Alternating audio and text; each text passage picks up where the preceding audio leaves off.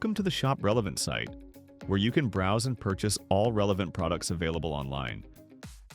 For this video, we'll walk through how to turn an approved quote into an order on the Shop Relevant site. Once you've submitted your quote, you'll receive an email notification containing the details of your approved quote. This email allows you to review the quote and proceed with completing your purchase. The email also includes instructions on how to place your order. You can either click the link provided in the email or sign into your account directly on the Shop Relevant site to complete the transaction. Whether you access your quote through the email link or by navigating to My Account, you'll find all approved quotes listed in the My Quotes section. From there, you can open a quote to view its details or download a PDF copy if you need to share it for internal approvals.